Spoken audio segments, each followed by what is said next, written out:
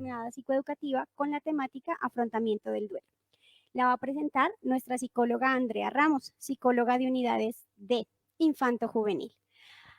Recuerden también que no deben enviar el correo electrónico en los comentarios del en vivo. ¿Listo? Vamos a estar pendientes de la encuesta de satisfacción que se va a realizar al finalizar la jornada y en esos daticos vamos a tomar los datos para la entrega de la certificación correspondiente. Y recuerden informarnos de dónde nos siguen. Recuerden también darle me gusta o me encanta nuestro video y compartirlo. Bienvenidos. Listo. Retomando entonces nuestra jornada, tenemos en cuenta que el duelo, como les comentaba, es esa reacción natural y prácticamente todos los seres humanos hemos experimentado en algún punto, en algún momento, una situación de pérdida, que es donde aparece este proceso que busca que nosotros nos adaptemos a la situación de pérdida que estamos presentando en el momento. Hay que tener en cuenta que hay diferentes tipos de pérdidas, que no solamente los fallecimientos de las personas queridas generan una situación de duelo. Tenemos diferentes tipos de pérdidas. En primer lugar, hay unos duelos afectivos. En este caso tenemos como ejemplo los divorcios, ¿sí? En este caso, como les comentaba antes, el vínculo afectivo, ¿sí?, es el principal en este caso. ¿Qué es lo que pasa? Cuando generamos este tipo de pérdidas, cuando hay el divorcio como tal, las personas empiezan en un proceso de duelo. La ruptura, ¿sí?, del vínculo afectivo genera en las personas que empiece a generar ese proceso de duelo y que empiecen a tomar conciencia de la situación real que están pasando en esos momentos, ¿sí? Hay también duelos sociales y por la que nosotros también hemos pasado en algún punto desempleo, jubilación. En este caso del desempleo hay diferentes también causales para que podamos nosotros definir que el duelo se presente o no. Uno es cuando termina, por ejemplo, un contrato laboral. De manera inesperada puede ser, a veces esperada, porque los contratos tienen un término fijo, ¿sí? En la cuestión de la jubilación, por lo general es esperada. Todas las personas saben que en algún punto llega a la jubilación, ¿ya?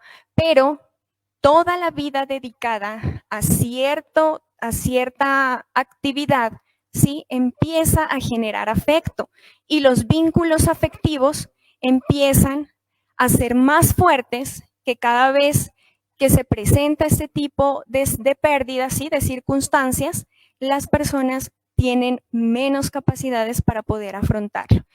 Es una rutina que se pierde, ¿sí? Es la dificultad para poder avanzar en este caso y sobre todo es la edad en la cual aparece la jubilación. Hay duelos evolutivos, las etapas de la vida, la adolescencia, la vejez. Por lo general, cuando afrontamos este tipo de transiciones, la adolescencia y la vejez son las dos etapas de la vida que son más difíciles de afrontar. La adolescencia, por lo general, hay también cambios físicos, ¿sí?, emocionales, hormonales, etcétera, que hacen que afrontarla sea también complicado. Y empezamos también a generar duelos en situaciones, de extrañar la infancia, de extrañar lo que necesitábamos cuando éramos niños, toda la parte de la protección, ¿sí? Entonces, se supone que cuando aparece la adolescencia hay un poco más de autonomía frente a las decisiones que se toman y hay un choque en este caso donde se pueden presentar duelos, ¿sí? Y la vejez, como hablábamos anteriormente de la jubilación, también es una etapa difícil de afrontar en la cual también empiezan a aparecer los duelos, ¿sí? Y en algunos casos personas que buscan no llegar hasta esta etapa intentando modificar físicamente pues su exterior. También hay duelos personales, ¿sí? La pérdida de la autonomía. Por lo general, esta pérdida también va ligada a la etapa de la vejez. Cada vez que nosotros dejamos de lado nuestras capacidades para poder tomar decisiones, ¿sí? Hacer las funciones que antes hacíamos con toda comodidad y llegan a un punto en el que ya no podemos hacerlo de esa manera, entonces empiezan a presentar los duelos. Hay duelos también por enfermedad. Sí, en este caso tomamos como ejemplo la invalidez. En este tipo de duelos, lo importante, ¿sí? Es el tipo, digámoslo así, es el tipo de situación en la cual se encuentran las personas. Puede ser una discapacidad, ¿sí? Completa, parcial, etcétera. Esta etapa, ¿sí? Donde se presentan los duelos por enfermedad, generan también mucha dificultad en las personas que los están experimentando. En primer lugar, las circunstancias en las cuales se presentan estas enfermedades, porque saben que son situaciones en las cuales no esperamos, ¿ya? Y afrontarlas se nos hace muy difícil, entonces empiezan a presentarse también los procesos de duelo, ¿sí? La aceptación, el proceso de adaptación a lo que está pasando. Tenemos también duelos por emigración, que en este caso tomamos como ejemplo los desplazamientos. Situación que a nivel nacional la hemos vivido, ¿sí? Ya mucho tiempo atrás, en la cual las personas vuelven a retomar una vida en otro lugar. Adaptarse a nuevas costumbres, ¿sí? A veces idioma, si es en el caso pues de emigrar al extranjero, y nuevas costumbres, ¿sí? Y que se sientan rechazados en algún punto por las creencias que se tienen o por las costumbres que tienen, ¿sí? Esto también empieza a generar procesos de duelo en las personas. Bueno, para continuar, hay que tener en cuenta que el duelo es un proceso normal, ¿sí? Y que todos hemos pasado en algún momento por él. Y como mirábamos los tipos de pérdidas, absolutamente todas las personas también hemos tenido ese tipo de experiencias. Pero ¿qué es lo que pasa? Que este duelo cumple una función en nosotros, que es la de adaptación a la situación que estamos viviendo en el momento. Si la situación es difícil, obviamente, porque por lo general son pérdidas que nosotros experimentamos.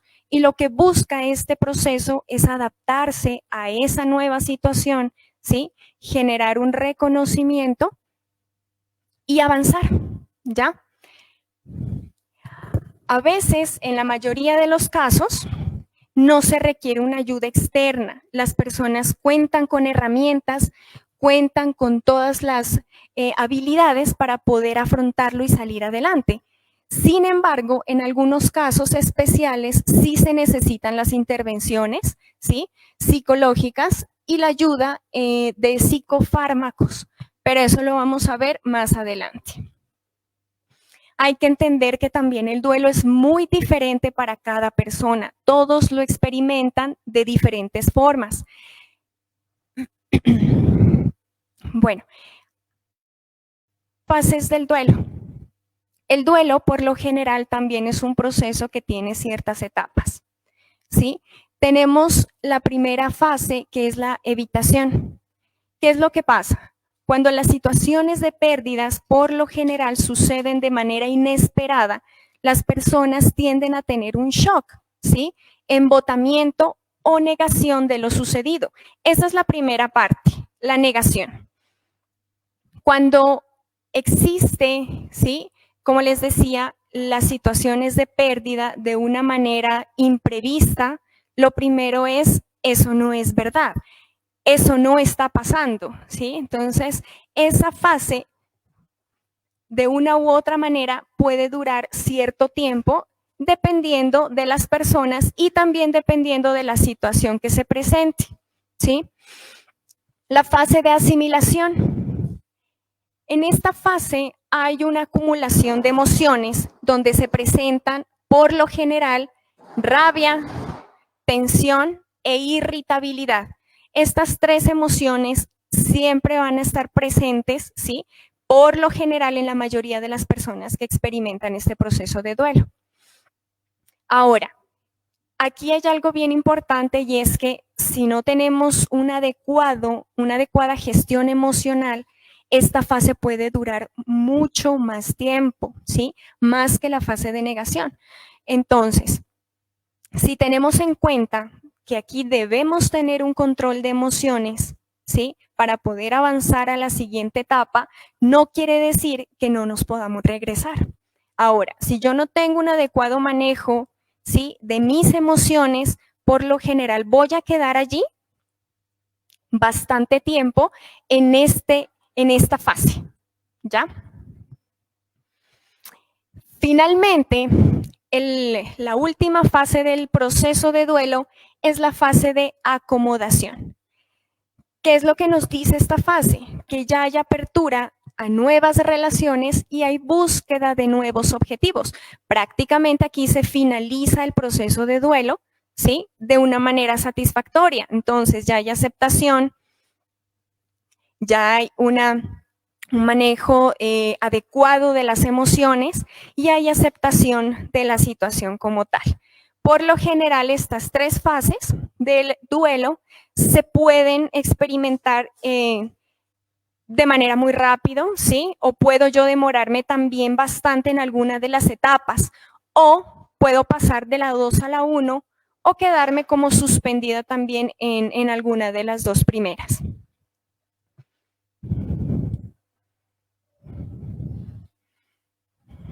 Continuamos. Hay algunas recomendaciones, ¿sí? Para poder hacer que este proceso de duelo sea asertivo a la vez y podamos salir con mayor facilidad de allí. Entonces, lo primero que tenemos que hacer es reconocer los hechos de la pérdida, ¿ya? Por lo general, como les comentaba antes, las circunstancias en las cuales se presentan las pérdidas son muy variables y son difíciles de asimilar, ¿sí?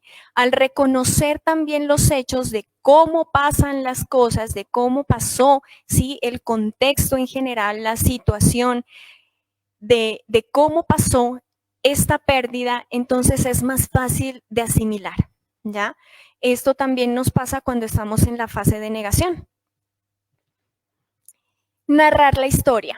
Siempre se ha dicho que hablar es el mejor remedio para la enfermedad. Cuando usted narra las situaciones que acontecieron, es mucho más fácil también afrontar. A medida que usted va narrando, que usted va contando, que usted va hablando, también empieza a hacer una sanación de reconocimiento frente a la situación y puede hablar con mayor libertad sobre la situación.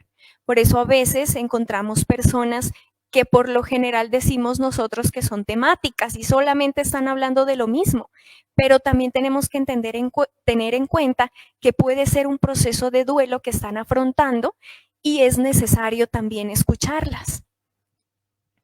Reconciliarse con lo negativo. ¿Qué es lo que pasa?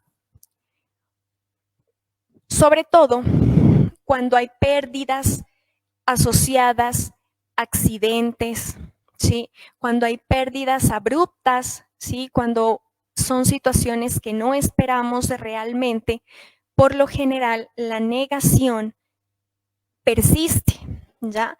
Y es donde nosotros también empezamos a tomar parte de esa situación y solamente miramos lo negativo. Y estamos solamente pensando en el si yo hubiera estado allí, si yo hubiera hecho esto, si yo no me hubiera ido. Entonces, cuando empezamos a reconocer también esto negativo y empezamos a reconciliarnos con lo que realmente está pasando, entonces empezamos también a tomar conciencia de que ese proceso de duelo está avanzando. Al igual que hay que tomar conciencia de lo negativo, también hay que ver el otro lado de la moneda. Entonces vamos a tomar conciencia de lo positivo y poder participar de él. Por ejemplo, en nuestra región, por lo general, cuando hay una pérdida de algún familiar, este espacio reúne a la familia, ¿sí? Entonces, en este preciso ejemplo, lo positivo que podemos tomar también de esta pérdida es el encontrarnos con las personas que tenemos, con las personas que están a nuestro alrededor, y puede ser también un espacio para poder generar esa narrativa de la historia, poder también comentar nuestros hechos desde nuestra perspectiva, y en ese caso también podemos tener en cuenta que se puede resaltar algo positivo y participar de una manera activa en él. Bueno, aunque es difícil, pero tenemos que evitar la negación. Este sí es un proceso a veces que resulta un poco inconsciente, ¿sí? Porque nuestras emociones nos están diciendo que esas cosas no deberían habernos pasado a nosotros, ¿ya? Y la negación por lo general nos hace estancarnos. Una recomendación es evitar que la negación se aparezca en nuestro proceso de duelo, o al menos que se mantenga mucho tiempo, ¿sí?, en la primera fase o en la primera etapa del duelo. Por lo general también, cuando nosotros tenemos diferentes tipos de pérdidas y experimentamos estas situaciones tan difíciles, aparece la culpa. La recomendación es empezar a librarnos de ella. O sea, el hecho de que aparezca no quiere decir que esté mal o que esté bien. Simplemente que si llega a estar, tenemos que empezar a generar ese proceso de autoliberarse de la culpa. Por lo general siempre nos culpabilizamos de no haber estado a tiempo, de no haber dedicado más tiempo a ciertas personas, ¿ya? O si ponemos como ejemplo el caso de las pérdidas laborales, entonces nos empezamos a culpabilizar frente a que no hice bien mi trabajo, ¿sí? O algunas llegadas tarde, etcétera. Entonces, el hecho de empezar a desculpabilizarnos hace que este proceso de duelo empiece también a fluir de una manera asertiva. Expresar los sentimientos ambivalentes. Junto con la culpa puede empezar el si yo hubiera hecho esto, si yo hubiera hecho aquello, no, pero yo estoy bien. No, pero es que no fue suficiente. Entonces, la ambivalencia también es un proceso en el cual nosotros nos podemos estancar. Entonces, si vamos mirando, hay muchas situaciones y circunstancias que nos empiezan a generar ese estancamiento del duelo y no nos permite que este fluya de una manera más natural. Bueno, hablábamos acerca de las emociones y una de las recomendaciones es permitirse sentir esas emociones, es permitirse también la ira. Por lo general es la emoción que más aparece frente a este tipo de pérdidas, ¿no? Cuando hay negación empieza a aparecer la rabia. Hay que también permitirnos sentirla, porque si nosotros simplemente la acumulamos, en algún punto puede llegar a ser tan perjudicial que explota de una manera inadecuada y nos puede generar otro tipo de dificultades. Bueno, y teniendo en cuenta todas las fases, teniendo en cuenta las recomendaciones, podemos decir que en este punto donde ya hicimos como el recorrido del proceso como tal, hay una finalización del duelo, ¿sí? ¿Y cómo nos podemos dar cuenta? Cuando ya podemos hablar sin dolor, ¿sí? Cuando ya podemos hablar de eso sin el llanto, por ejemplo, sin culpas, ¿sí? Sin rabias, entonces podemos decir que ha finalizado el proceso de duelo ante la pérdida o ante la situación que experimentamos previamente. Hay que tener en cuenta, ¿no?, para que este proceso de duelo sea satisfactorio, hay unos factores que también intervienen. En primer lugar, las circunstancias de la pérdida. ¿Qué es lo que pasa? Cuando hay fallecimientos de familiares, es muy diferente afrontar la situación con una persona mayor, por ejemplo, ¿sí?, que haya tenido una enfermedad terminal que prácticamente sabíamos que en algún punto y va a fallecer, y nosotros también pues nos autoconsolamos diciendo que ya era hora, que así no va a sufrir más, etcétera, a diferencia de que perdamos a alguna persona en un accidente trágico, ¿sí? Entonces, esas circunstancias hacen que los procesos de duelo sean diferentes al afrontarlos, al igual que las pérdidas de personas jóvenes, por ejemplo, padres que pierden a sus hijos. Es muy diferente también estas circunstancias a un hijo perder a un padre. Entonces, las circunstancias que rodean al hecho de la pérdida hacen que las personas tengan diferentes habilidades, ¿sí?, para poder afrontar este proceso de duelo. El soporte familiar y social que nosotros tengamos también frente a la pérdida. Siempre se ha dicho que entre más uno socialice, narre lo sucedido, es mucho más fácil, ¿sí? Entre mayor apoyo que tengamos nosotros a nivel familiar y social, va a ser mucho más fácil poder darle una conclusión asertiva al proceso de duelo. Lo significativo de la pérdida, y era algo que les comentaba al principio, todo proceso de duelo aparece cuando hay vínculos afectivos con la pérdida. No es lo mismo perder un familiar lejano que perder a uno de nuestros padres, por ejemplo, ¿sí? No es lo mismo la pérdida de un trabajo de 10 años a la pérdida de un trabajo de 1 año, ¿sí? Es muy diferente. ¿Por qué? Porque la parte afectiva que uno le pone, ¿sí?, o que uno involucra en el transcurso del tiempo, ¿sí?, se hace más fuerte, y ese vínculo que puede generarse o puede percibirse, inquebrantable, llega a un punto en el que se termina y finaliza, también es muy difícil para las personas que lo experimentan. Y finalmente, la vulnerabilidad personal. ¿Esto a qué hace referencia? A las habilidades que las personas puedan tener frente a la pérdida. Herramientas en relación a habilidades sociales, habilidades afrontativas, manejo y gestión emocional. Es muy diferente también en este caso que un niño experimente una pérdida a que lo experimente un adulto. Entonces, todas estas habilidades personales, todas estas características personales hacen que el proceso de duelo sea satisfactorio, pues, en cuanto a las fases se refiere, o que se pueda estancar en alguna de ellas. Bueno, ahora que mencionábamos las pérdidas en niños, ¿sí?, los invito a ver este corto animado, Niños. En los niños, como les decía anteriormente, es más difícil poder expresar, ¿sí?, de una manera clara y veraz qué es lo que está pasando. Por lo general, la noción de muerte en los niños constituye una experiencia que afecta a la manera en que el niño va a estructurar su mundo de aquí en adelante. Entonces, este concepto de muerte en los niños todavía no está bien estructurado como tal. Entonces, empezamos a generar también en ellos expectativa frente a las pérdidas. Aunque el duelo en los niños también tiene 3 fases, ¿sí?, pero se desarrollan de una manera diferente a los adultos.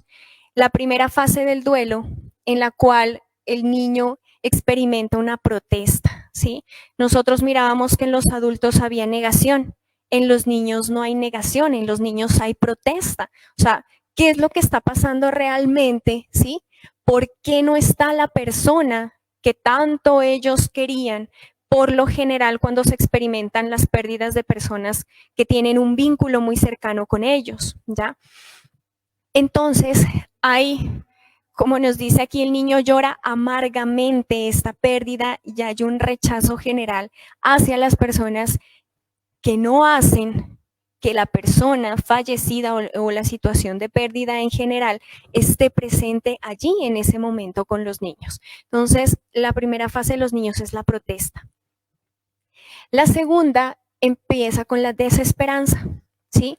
Los niños empiezan, como dice la fase, el nombre de la fase, los niños empiezan a perder esa esperanza de que la persona que tanto añoran vuelva, ¿sí? Y pueden experimentar un proceso largo de llanto, ¿sí? De llanto interminable, y pueden pasar por un periodo de apatía. No quieren hacer absolutamente nada. Este proceso de apatía hay que tenerlo muy en cuenta en ellos porque no puede sobrepasarse de un tiempo máximo, ¿sí? El proceso de apatía, si ya supera, si hablamos en tiempo, al igual que los adultos, de 6 meses a 1 año, ¿sí? Ya tenemos que tener en cuenta que esto es un signo de alarma para poder consultar, ¿sí? A terapia. Y finalmente, si ya pasamos estas etapas en la cual el niño empieza a tener conciencia de la pérdida como tal, ya hay una ruptura de vínculo, ¿sí? El niño empieza a renunciar a esa parte del vínculo emocional con la persona fallecida, con la persona que ya no está. Y empieza a mostrar ya interés en el mundo que lo rodea. Entonces, quiere decir que el concepto de muerte en el niño ya se ha instaurado. A veces no necesitamos tampoco que sea la muerte de un familiar cercano. Por lo general, los niños generan vínculos con mascotas, ¿sí? Con objetos, que por lo general los niños pequeños, menores de 5 años, empiezan a generar ese vínculo, puede ser con algún peluche, etc. Y eso para ellos es un duelo, eso es una pérdida cuando ese objeto ya no está, ¿sí? Cuando esa mascota ya no está. Entonces ahí también podemos empezar nosotros a instaurar el concepto de muerte en los niños. ¿Qué era lo que nos decía el video? Que no demos vueltas, no redundemos. A los niños hay que hablarles con total claridad de lo que está pasando, ¿sí?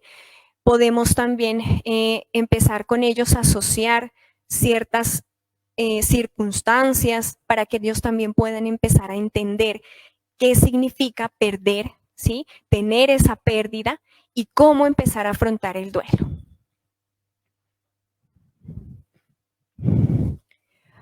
Bueno, hay que tener en cuenta que al igual que en los adultos hay unas manifestaciones conductuales en los niños, hay unas manifestaciones físicas en ellos, ¿sí? En primer lugar, hay una conmoción, ya hay una confusión por haber perdido a su persona amada, ¿sí?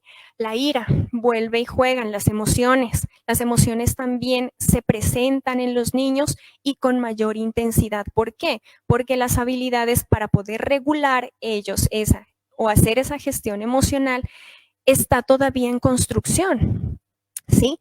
Entonces, hay esta ira, uno, por el creer ellos, ¿sí? Dentro de su estructura mental, la persona fallecida genera abandono, ¿ya? Entonces, empieza el niño a tener esta ira por el abandono de la persona, o sea, se fue, desapareció, ya no está, y prácticamente me abandonó. Ahora, estas manifestaciones, ¿sí? De esta ira en los niños, por lo general, se evidencian en los juegos. Empiezan los niños a jugar más bruscos de lo normal, ¿sí? Hay juegos violentos, hay enfado y sobre todo empiezan a aparecer pesadillas. Ahora, no estamos diciendo que esto es generalizado, pero sí se presenta en la mayoría de los niños que han experimentado pérdidas difíciles, ¿sí? Dentro, pues, de su experiencia personal. Una vez que los niños tienen esa concepción, ¿sí? De la ira por el abandono, empiezan a generar miedo de que otra persona de su familia falte, ¿sí? Empiezan a tener miedo por la pérdida de algún otro familiar, ¿sí? Y que esta otra persona también genere ese abandono en ellos. Y hay que tener muy en cuenta que en algunos casos hay un retroceso en las etapas. ¿Qué es lo que pasa? Si un niño, ¿sí? Ya podía controlar sus esfínteres de una manera adecuada y sucede la situación de pérdida, el niño puede retroceder y empezar a presentar enuresis, por ejemplo. Esta sí es un signo de alarma también en ellos. No quiere decir que porque se presente 1 o 2 veces ya tenemos también que recurrir inmediatamente, pero sí hay que estar muy pendientes porque estos signos de retroceso siempre en los niños nos están diciendo que algo pasó, ¿ya? Si tenemos como adultos nosotros conocimiento de las circunstancias que rodean la pérdida, pues obviamente podemos trasladar esa situación, ¿sí? Y conocemos la causa. Pero si a veces no conocemos causas del por qué esté pasando esto con los niños, entonces sí lo vemos como un signo de alarma.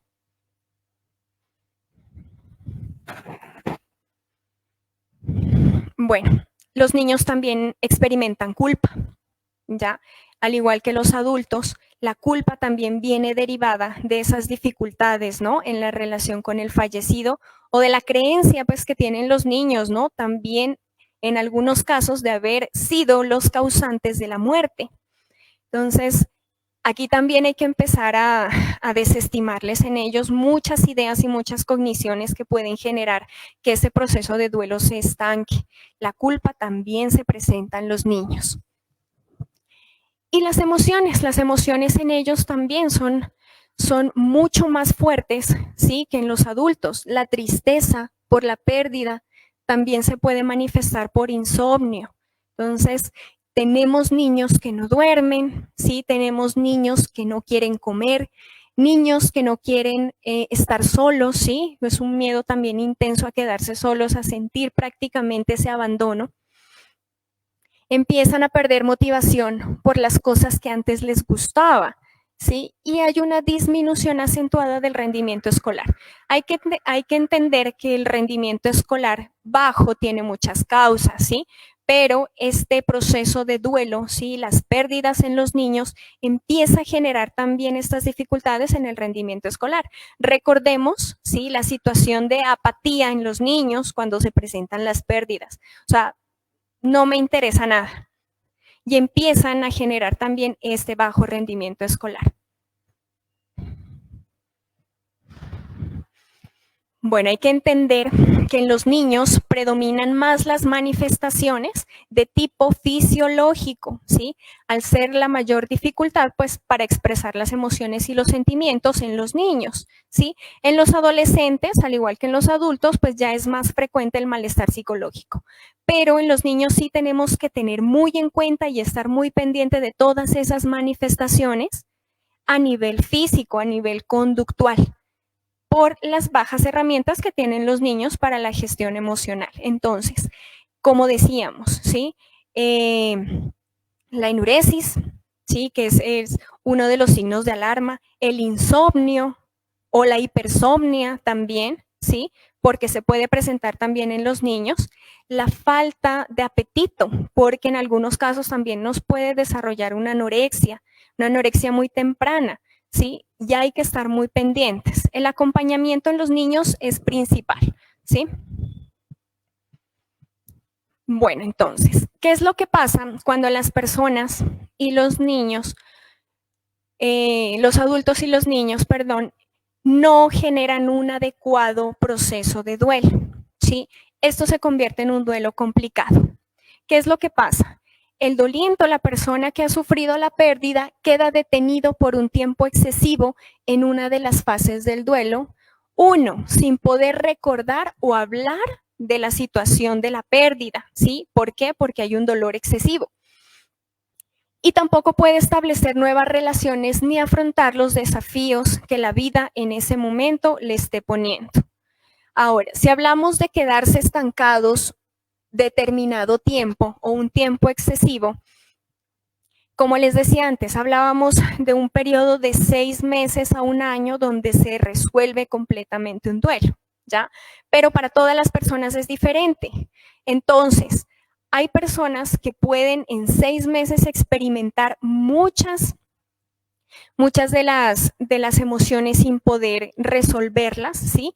O en los niños donde se presente muy frecuentemente este tipo de alteraciones, ¿sí? Conductuales,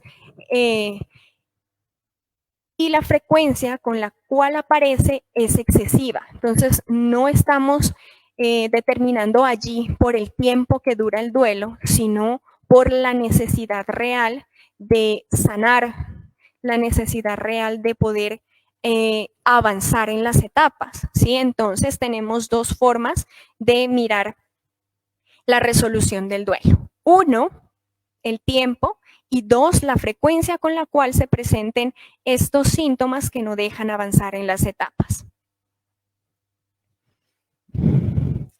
Bueno, como les comentaba, hay síntomas claves en relación a cómo yo miro si el niño está avanzando o no está avanzando en este duelo.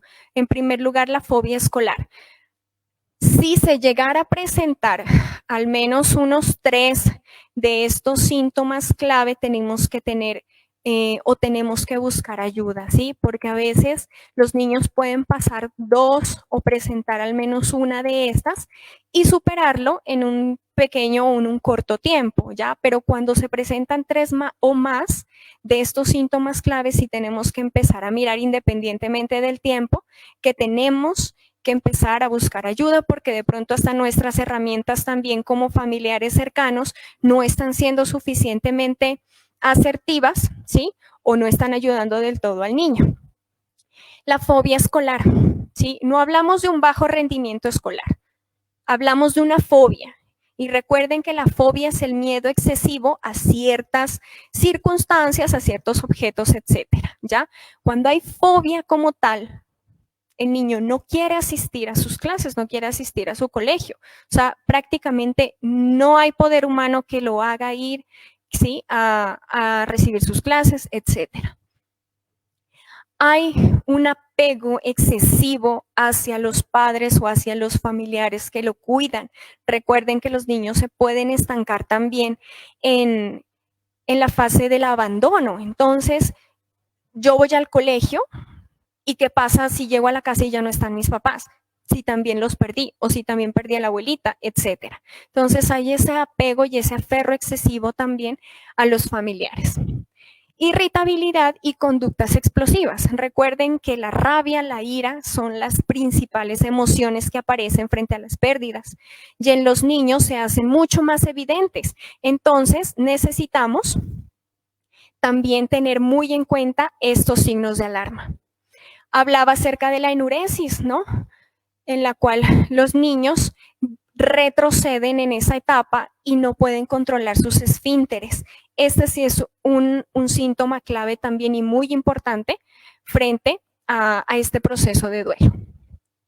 El aburrimiento, ¿sí? No quiere decir que porque el niño esté aburrido, entonces yo ya necesito terapia. No, lo que pasa es que el aburrimiento tiene que ir muy ligado con la apatía. Recuerden, la apatía por lo general, si se presenta, los niños no quieren absolutamente nada, ¿ya? Y por lo general también vienen acompañados de una baja autoestima. Allí es donde los niños empiezan a experimentar que nada les sale bien, aunque no es así, pero ellos lo creen. Recuerden que los niños también empiezan a hacer conceptos en su mente frente, ¿no?, a la situación en particular que están viviendo.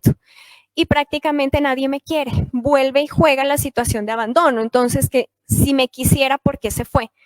¿No? Si a mí me quiere, entonces, ¿por qué me abandonó? Entonces, estas cosas son muy importantes para tener en cuenta. Así como hay síntomas clave para los niños, también hay síntomas clave para los adultos. Prácticamente hablamos de una disminución de la atención y de la concentración. Por lo general, las personas adultas tienen varias áreas de desarrollo en su vida, ¿sí? Cuando se presenta la pérdida en una de estas áreas, empieza a tener una disminución de la atención y la concentración en las demás áreas. Entonces, hay que tener mucha, pero mucha claridad con esto, de que la atención y la concentración únicamente se presenta en una de las áreas. Esta se va como contagiando en las demás áreas de la vida y se pueden presentar y es un signo de alarma. La disminución del interés, al igual que los niños, entonces ya nada importa, ¿sí? Nada de aquí en adelante va a salir bien, etcétera. La pérdida de la confianza en sí mismo, ¿sí? Y los sentimientos de inferioridad, también asociados a la falta de interés, ¿sí? En esta área personal, digámoslo así, lo que sí necesitamos tener en cuenta son las herramientas que las personas con las cuales cuentan para poder también enfrentar. ¿Cómo así? Autoestima. Si tenemos una adecuada y alta autoestima, esta pérdida de confianza en sí mismo se puede dar a un nivel muy bajo o en muchos casos no darse. Entonces, si también tenemos en cuenta este tipo de síntomas clave, entonces es porque hay que fortalecer ciertas herramientas también en las personas. Las ideas de culpa y de sentirse inútil. Entonces, si pasamos también largo tiempo, largo periodo o con muchas ideas frente a la culpa, también es un síntoma clave, ¿sí? La perspectiva sombría del futuro. De aquí en adelante ya nada va a ser igual y es lógico, es obvio, porque las pérdidas son situaciones que nos mueven, ¿sí? El mundo en el que nosotros teníamos todo bajo control. Entonces, al aparecer esta situación inesperada, lo que pasa es que empiezan a tener, o sea, de aquí en adelante, ¿qué va a pasar? De aquí en adelante, ¿qué voy a hacer? ¿Sí? Entonces, ya no hay un futuro, ¿sí? Y la perspectiva sombría empieza a generar esas dificultades para poder avanzar. Aquí, este síntoma de alarma es supremamente clave, ¿ya? Los pensamientos suicidas y prácticamente los actos suicidas. ¿Qué es lo que pasa? Esto si no necesita tiempo, ¿sí? Para que se empiece a tener como muy en cuenta como las demás. Cada vez que haya ideación suicida es un síntoma de alarma. Ese no es clave, es un síntoma de alarma para poder ayudar a la persona, digámoslo así, ¿sí? Sugiriéndole terapia o llevándolo directamente hacia un lugar donde puedan generar este acompañamiento. La ideación suicida es el signo clave y es el signo de alarma principal frente a un proceso de duelo que está estancado, ¿ya? Ahora, si decimos que la ideación suicida es importante para tener en cuenta, ¿sí? Al recibir ayuda, pues obviamente los actos suicidas, los gestos suicidas son mucho más. La ideación, ¿sí? No siempre viene acompañada de actos o de gestos, pero ya es un signo de alarma para poder solicitar ayuda. Pues los actos suicidas por lo general, como les hablaba también de los gestos, estos vienen acompañados de autoagresión. El simple hecho a veces, ¿sí?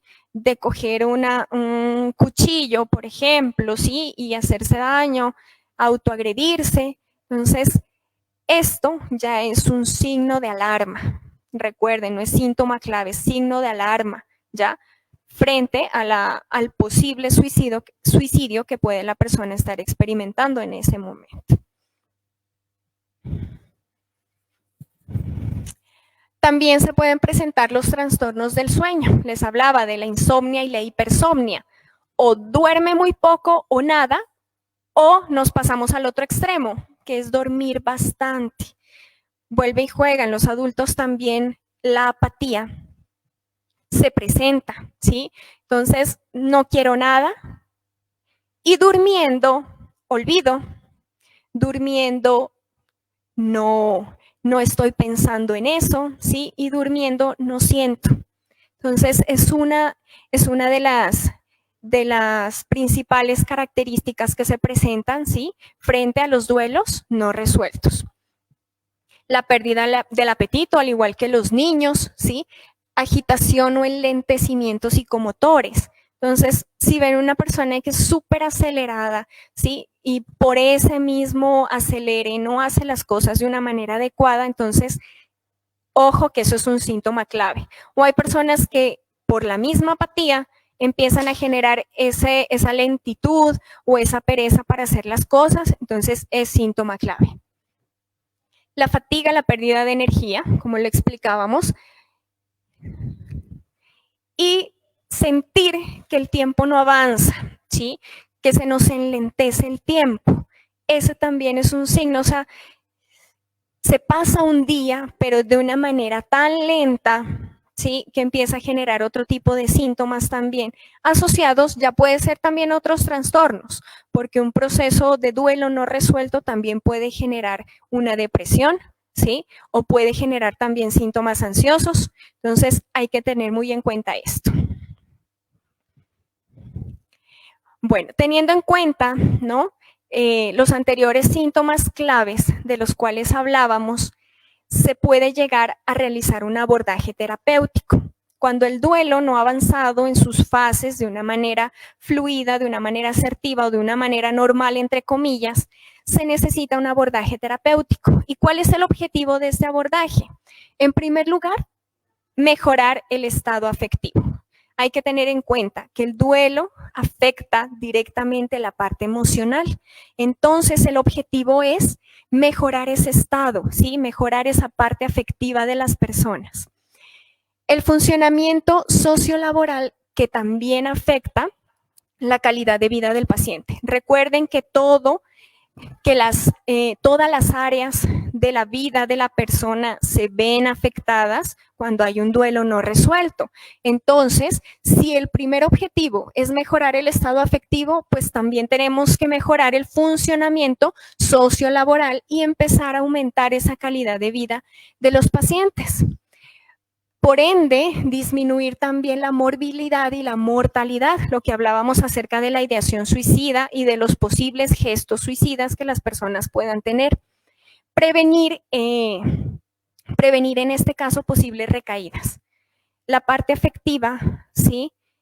Siempre está en constante movimiento y en constante cambio, ¿ya? En algún punto de la vida puede pasar algo que nos haga recordar este duelo. Obviamente estamos hablando de un duelo difícil, de un duelo que no se ha podido sobrellevar, y en algún punto pasa algo de nuevo en que nos hace que las personas recaigan de nuevo en esos mismos pensamientos, en esas mismas ideas y en esas mismas acciones. Por lo general, ¿qué es lo que se hace? Entonces se realiza una psicoeducación. Muchas personas, ¿sí?, tienen solamente en su cabeza la idea de la pérdida y hasta ahí llegan. O sea, ¿qué es lo que te pasó? Perdí a tal persona. Ok. Y de aquí en adelante se realiza una psicoeducación en relación a todo lo que está pasando en su vida, ¿sí? Entonces empezamos a identificar cuáles son sus emociones, cuáles son sus pensamientos, qué es lo que está pasando en relación a esa pérdida, ¿sí? Qué es lo que está afectando directamente, ¿sí? Qué habilidades podría la persona estar necesitando reforzar, etcétera. En algunos casos, ¿sí?, cuando miramos que realmente los síntomas, tanto ansiosos como depresivos, están ya tornándose demasiado excesivos, digámoslo así, y están ya cubriendo varias áreas de su vida, se puede realizar una remisión a psiquiatría, ¿sí?, donde se complementaría el tratamiento con el uso de medicamentos que pueden ser antidepresivos, que pueden ser ansiolíticos o en algunos casos inductores del sueño, ¿sí? Porque hablábamos también de un constante insomnio, ¿sí?, en las personas que no han podido superar estas fases del duelo. Y también ayuda bastante las intervenciones a nivel familiar y a nivel grupal. Hay grupos, ¿sí?, que se realizan en cuanto a las pérdidas o en relación a las pérdidas. Hay personas que se reúnen a hablar acerca de la situación que experimentan cada uno, ¿sí?, y eso ayuda también al aprendizaje del otro. Entonces, estas sesiones también son de una ayuda para que las personas puedan fortalecer esas habilidades en relación al avanzar. Porque siempre es lo que buscamos, ¿sí?, que la persona avance, que la persona pueda mejorar en sí ese estado afectivo en general.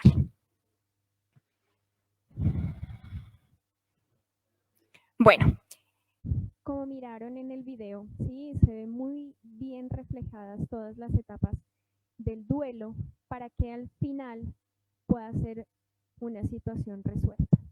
Finalmente quería dejarlos con una frase la cual nos dice que es mediante la actualización y la expresión de los sentimientos que la persona en duelo se puede sentir aliviada y liberada.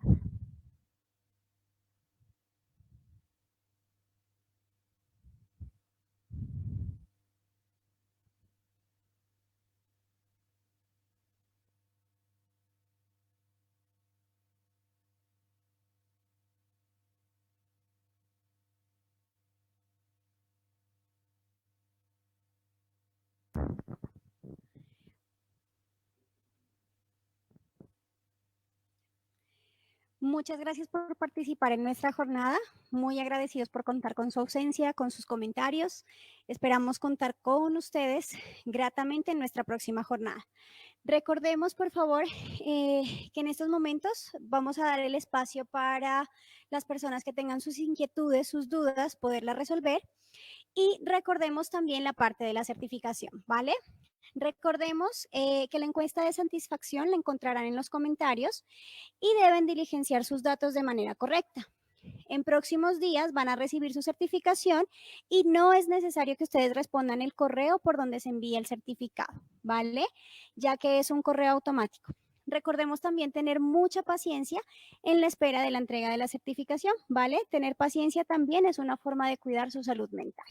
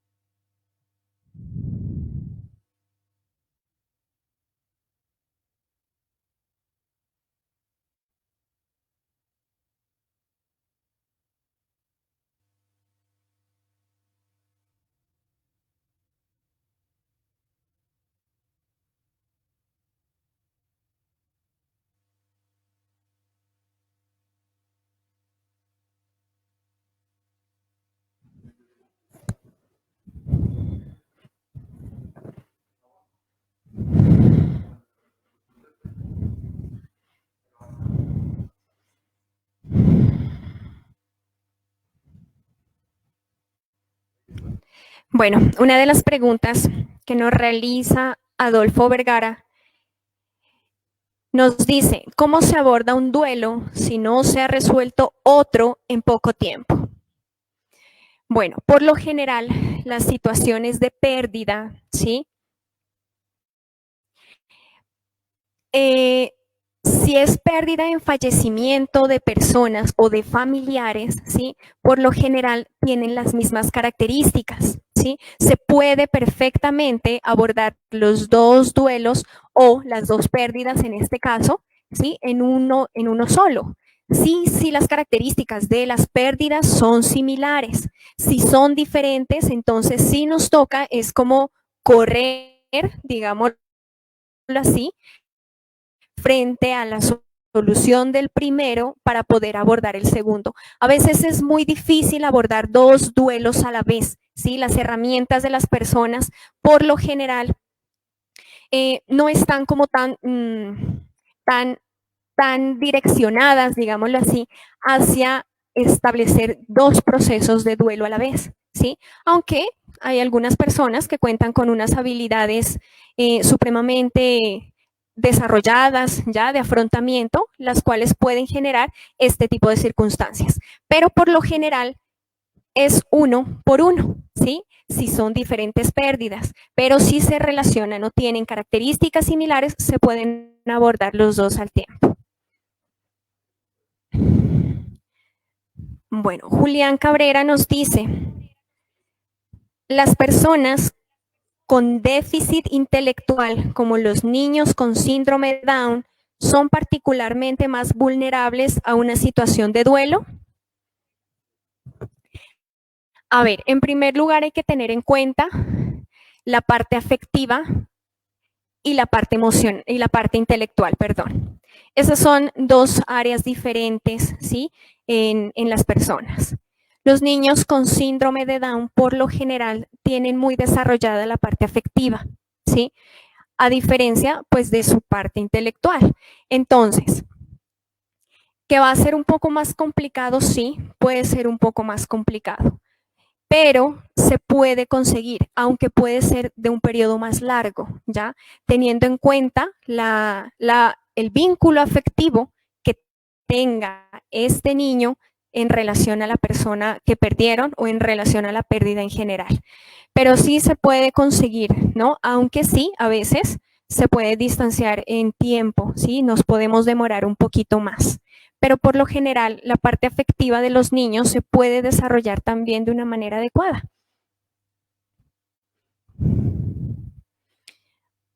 Marit Sánchez nos dice, ¿cómo abordar a niños con afrontamiento de separación?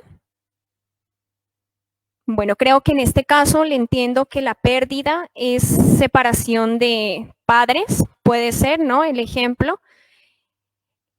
A ver, son pérdidas, es pérdida de la relación que sus padres podrían mantener, ¿ya? Hay diferentes tipos de afrontamiento en este caso.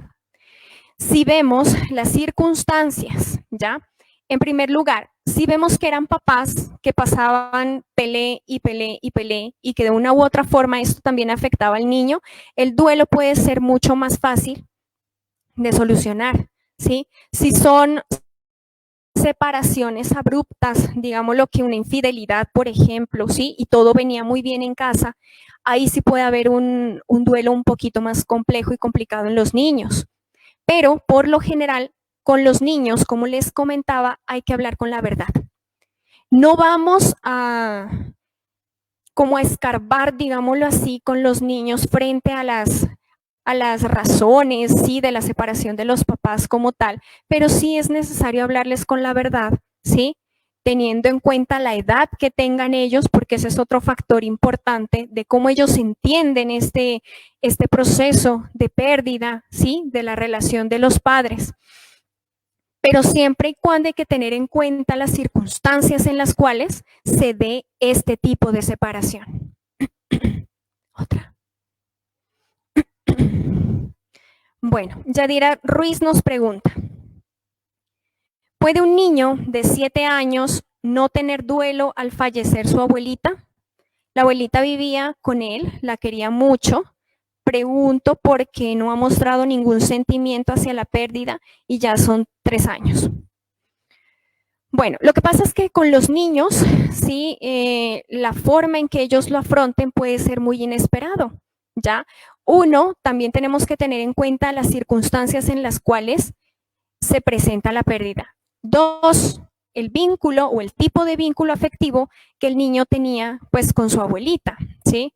Si fue abordado de una manera asertiva en el momento en que pasó, el proceso de duelo del niño se pudo fluir, digámoslo así, de una manera más rápida y de una manera asertiva en él. O sea, si ya no presentó ningún tipo de síntomas, quiere decir que las fases del duelo las vivió en determinado tiempo y finalmente lo pudo avanzar y lo pudo superar.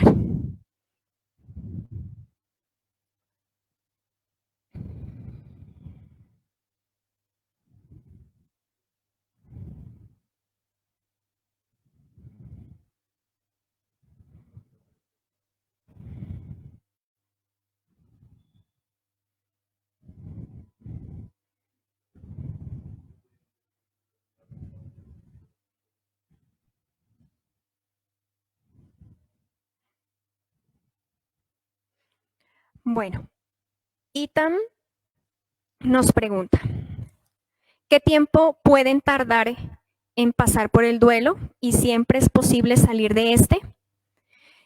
Miren lo que les comentaba al principio, por lo general y lo que se ha visto en la mayoría de las personas es que un duelo puede tardar entre 6 meses o extenderse un poquito más que es a un año, ¿sí? Los procesos de duelo digamos que en la mayoría de los casos sí se puede salir de esto, se puede resolver, digámoslo así, de una manera asertiva. No se sale o no se resuelve cuando el proceso de duelo ya ha pasado por varias fases, ¿sí? De retroceso, y el tiempo en el cual se viene a intervenir es bastante amplio. Entonces, ¿por qué? Porque eso ya puede generar algún tipo de trastornos, o puede desencadenar una depresión, puede desencadenar una ansiedad, etcétera. Y ahí es donde primero tenemos que empezar a trabajar sobre los síntomas específicos que están generando dificultades, ¿no? En la calidad de vida de la persona. Y si se apunta a que es un duelo no resuelto y ya viene una cantidad de tiempo, entonces es muy difícil, ¿sí? Es muy difícil que se logre en un proceso, digámoslo así, de psicoterapia, poder resolverlo. O sea, lo importante y a lo que apuntamos prácticamente en el momento es la calidad de vida. Entonces, si encontramos que es el duelo el causante, entonces ya se empieza a trabajar en eso. Y ahora imagínense, si ya lleva mucho tiempo con ideas también ya establecidas como tal, ¿sí? Afecto también que ya lleva la persona por cierto tiempo, va a ser muy difícil, ¿sí? Salir de este. Por lo general, si la persona tiene habilidades, se puede salir de allí. Listo. Bueno, última pregunta. Nos dice Nailea, ¿cómo ayudar a que una persona con un trastorno depresivo afronte el duelo? Bueno, por lo general, cuando una persona ya tiene un diagnóstico, ¿sí?, de depresión, quiere decir que viene trabajando una serie de tratamientos, ¿no?, frente a su trastorno, frente a su diagnóstico. Si las personas con este tipo de dificultades, digámoslo así, experimentan una pérdida, va a ser mucho más difícil que una persona que no tenga ningún tipo de diagnóstico, ¿ya? ¿Puede enfrentarlo? Claro que sí, pero siempre va a necesitar de la ayuda terapéutica. Es mucho más fácil. Las habilidades de las personas que ya tienen algún diagnóstico o algún tipo de trastorno, ¿sí?, van a necesitar ayuda. Por lo general, las herramientas que tienen estas personas para enfrentar las pérdidas van a ser muy bajas. Y si se llegara a presentar una pérdida, ¿sí?, independientemente de las circunstancias en que se presenten, necesitan tener un acompañamiento terapéutico. Bueno, muchísimas gracias por su participación. Nos estaremos encontrando en una próxima jornada psicoeducativa. Hasta pronto.